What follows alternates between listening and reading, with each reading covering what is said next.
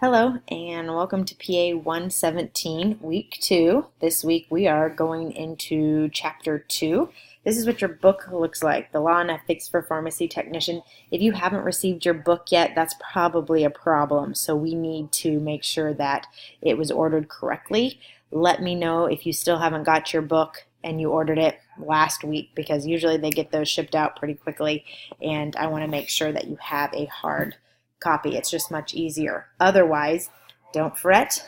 There are things that are under the module. The chapters are under the module so that you can read what you need to. But please let me know that if you have not received your book yet.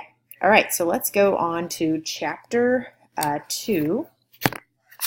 Your discussion question talks about what kind of damages are awarded in pharmacy cases. So basically, let me just give you the example of what a damage is. Damage is there is a legally recognizable injury to the patient. And so it actually starts on page 24, gives us number one. Let's just read this paragraph here that just starts out on page 24. It says, once medical malpractice is proven, which we talked about last week in chapter 1, that the patient is entitled to damages. And remember, we talked about that could be, or now we are talking about, that can be a series of different things. We think maybe it's money. Let's just read on and see what it says. Which may consist of nominal, actual, or punitive damage.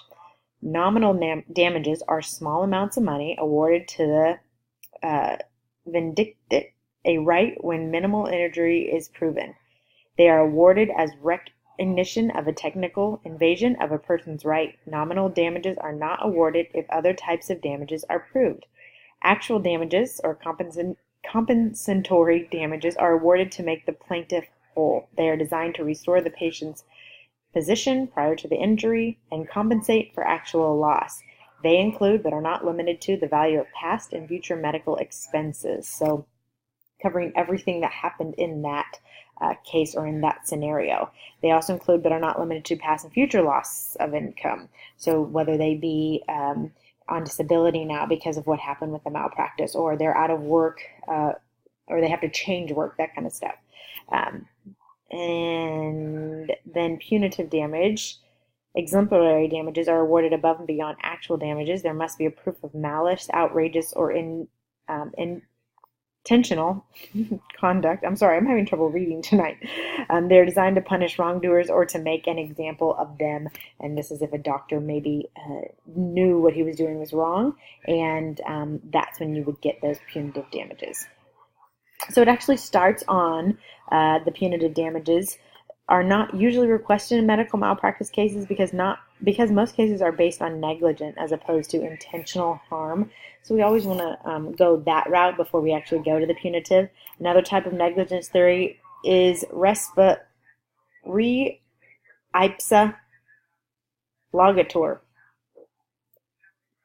That's in Latin, which means the thing speaks for itself. This is a rare scenario that only applies when a plaintiff cannot prove negligence, which is the available direct evidence. So this is, to me, really interesting how then it goes to court and plays out, and we really see what kind of damages are awarded. All right. They talk about in chapter 2 here that civil malpractice lawsuit requires the patient to prove the following in this order. There was a healthcare provider-patient relationship. The relationship is basically that they were a patient of that doctor. The relationship established duty owed by the healthcare provider to the patient. The duty had been upheld at a professional standard of care. The healthcare provider breached the duty to the patient.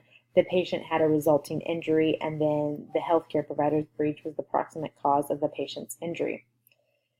So it kind of goes on talking about that. Malpractice insurance, every doctor needs to carry it. My husband is a chiropractor. He carries malpractice insurance. Is required for all professionals who practice in the field of medicine. All right. Goes on to talk about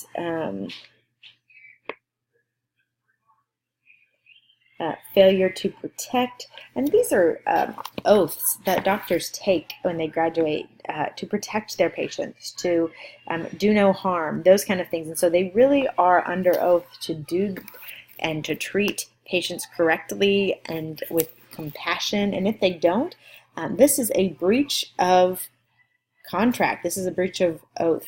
And so, sorry, my computer just went blank on me. And so they would want to make sure that they got some damages awarded to them as the patient. It goes into talking about breach of confidentiality and evasion of privacy. So this is going to talk about the HIPAA law and why that has been put into place, informed consent, product of liability, that kind of stuff. I am running out of time, so I wanted to just get through that chapter quickly. Chapter 2. At the end, your assignment is the multiple choice questions, matching, and then fill in the blank, so that you can put those in your assignments and your discussion. Your quiz is then over chapter 2 as well, so you'll want to make sure that you take that. If you're having trouble with your discussion question, let me know, and I can try to help you in that way. You'll probably need to do some research on the internet about what type of damages were awarded, especially if you don't know anyone. And probably, I know we all knew of somebody who should have filed malpractice but didn't. I doubt we might not know anyone who got damages. So if you do, great, and you want to share your personal example in your discussion, do so. If you don't, research on the internet and then cite your work. Tell me where you got it. Hey, I found this, and this is what I think about it. When you add your own opinion, that is a discussion, and then we can discuss with you. So if you're having troubles with that, let me know, and I can walk you through that. Otherwise, I hope you have a great week. Let me know if you have any questions from here, and we can go from there. See you soon.